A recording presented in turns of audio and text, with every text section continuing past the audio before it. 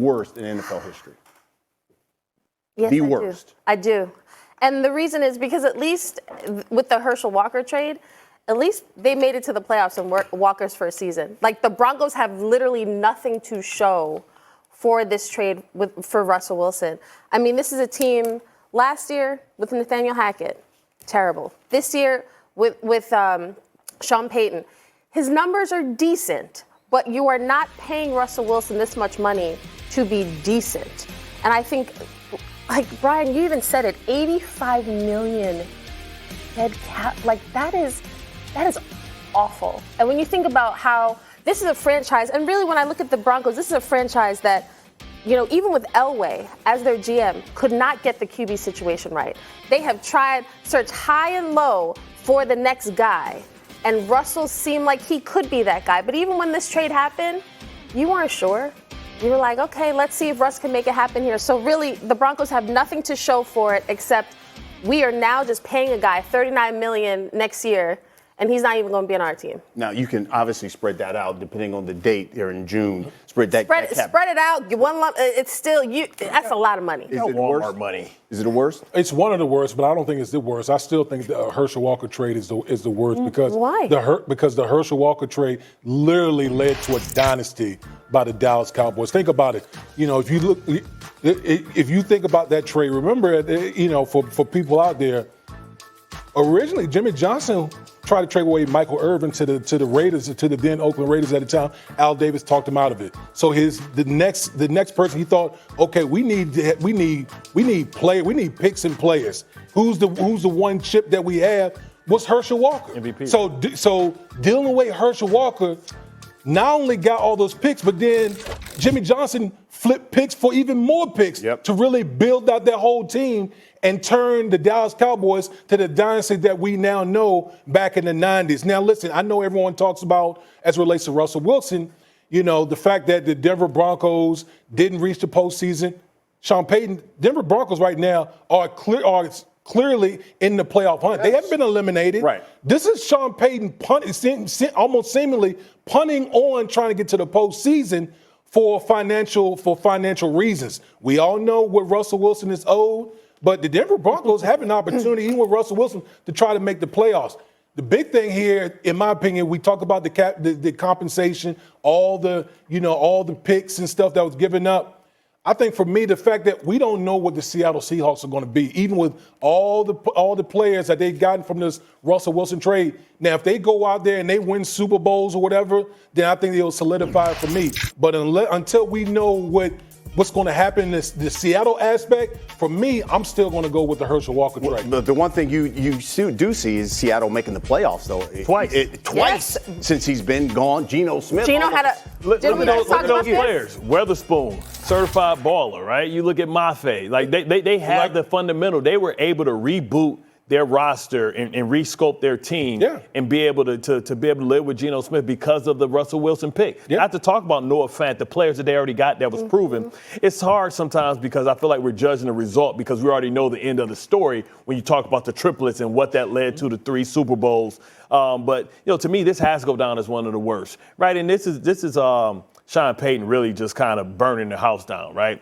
And you can't tell me that he didn't go in there. We heard Antonio Pierce talk about the beautiful PowerPoint presentation that you go in when you're trying to get the job. You can't tell me that he didn't have one that featured Russell Wilson. And the fact that he's given up on the project already means that he already had his mind made up before he went in there, right? So that's why you see him trying to be, you know, creative and think of a reason why. That's why he paused and stuttered so many damn times, like Joe, right? When you think about what he's trying to do, like like he's trying to make it up. Like, listen, make it make sense, right? And we have to start talking about this narrative that we talk about how coaches are guaranteed, but then how they can dump salary and get rid of guys in their contracts when they committed to them, right? He doesn't care because he's going to get paid his money regardless. Sean Payton money is guaranteed. He came and he finding people to blame. If anybody blame Vance Joseph because they lost 3 or 4 games early in the season because the defense sucked. One that we knew that was good the year before because they were top 5. And he came and ruined it, gave up a 70 burger. I didn't know if I was watching the beginning of the NCAA tournament when I saw that score. I thought I misread what the hell the score score was,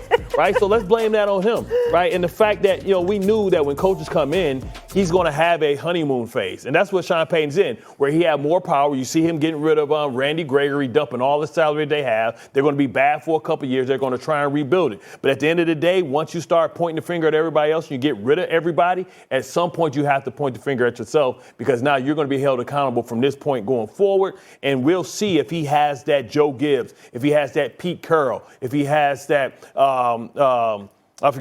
Vermeil. Dick Vermeil. Mm-hmm. Let's see if Sean Payton can have a second act, because we rarely see it be successful, because they're going to be searching the hardest thing to find of all the sports, and that is a franchise quarterback. And to your point, they haven't found it, whether it was Paxton Lynch, whether it was Tim Tebow. They have had hard time in being able to develop a quarterback. We're in it, but they bought Peyton, right? So we're talking about an environment where you don't have patience, and you're in a division with arguably one of the best quarterbacks of a generation, and you have another generational quarterback in Justin Herbert. So we'll see. Right now, you laugh right here, Sean Payton, because you're getting rid of everybody, but the same thing make you laugh, make you cry, because you may be on deck. I'm kind of surprised that even you didn't bring up Cleveland. How about the Deshaun Watson? Because Cleveland gave up 3 first-round picks. He's barely even played. He's always injured. They gave him a guaranteed $230 million, and on top of that, you got a 38-year-old Joe Flacco. But he's going to be the quarterback next year. I think here's why the Herschel Walker trade isn't that bad. Isn't as bad as this, because Sean Payton is already punting on this season, and they have a chance to make the playoffs. That's how you know this is a colossal failure, because it's not about winning. It's not about we need a spark, because they've been playing well enough to have a chance at this point. Yep. We have time to talk about Deshaun. We got 3 more years left on that deal. There's still time to see how that ends. And the fact that, they're still winning, we get the punt the same way you get to write the narrative when you win. Because right now we could be talking about the Trey Lance trade and what that was all about, but because they found Brock Purdy, we don't bring that up. What do you think likely destination for Russ next season? I was going to say Dance with the Stars. I'm trying to be funny, but I'm not trying to be funny, but I'm truthful. I just don't know if Russell Wilson is made of the type of stuff to kind of get gangster, get gritty all over again, right? I don't know, after having this prestigious career, this high profile relationship, if he can go back to the basics and go fight for something all over again at the age of 35. Right? I don't know if he's built to that. Only he knows how much he loves football, because it's going to be about restoring his reputation more about than securing another bag, right? We talk about Russ Inc. I don't know if that's good for business for him to go out and do the Baker Mayfield route. People talk about Baker Mayfield. Baker Mayfield never hit the heights that Russell Wilson has hit. We never saw Phillip Rivers be a backup. We see guys of his resume and his stature go on and have high-profile jobs. I just don't know if he's made of that. So that's why I say he's more likely to be with Dancing with the Stars or being on a pregame show than he does in going out and actually playing for another NFL team. What do you think? Honestly, all the QB-needy teams that you could think of, Commanders, Falcons, you can name them all. I would say Falcons only because, a couple years ago, they were all in on Deshaun Watson. Literally all in on Deshaun Watson until the Cleveland Browns said, oh no, we're paying him $230 million guaranteed. And the Falcons have not, despite having Desmond Ridder, despite the Taylor Heineke back and forth Ridder situation, they still need somebody. Commanders, I think this piggybacks off Bart's point, which is I don't know if Russell is going to want to go to a team to compete or take a backup job. Because if he wants to take a backup job, he can go a lot of places. But if he wants to go to a team, let's say the Steelers, okay, you think they're kind of a win-now team, right? I'm only going to go to the Steelers. I think that's a special situation. I don't know. I don't like that fit personality-wise. I don't like the Tomlin-Russell, that locker room fit. He's too suburban. It's not going to work. So again, a lot of these teams are rebuilds. A lot of these teams, I think you have to plug Russell in to assist a team that's built to win now. And I don't know the built to win now teams if he's a good fit for them personality. What do you think? Yeah, listen, I had said the Atlanta Falcons because I think that the pieces that they have offensively, obviously talk about Kyle Pitts, Bijan Robinson, Drake London. Mm-hmm. They got 3 guys that were drafted in the top 10. So they got talent down there, pretty good offensive line. But I'm going to go back to the conversation we had actually on Get Up this morning. What I said is that I think this whole thing is going to be about how much Russ really loves football. Because we're now in a situation where Russ is not going to be in Denver, but he's guaranteed, regardless of all this stuff, what is it, $39 million? Yep. $39 million. He can just sit on his behind for a whole year and collect $39 million.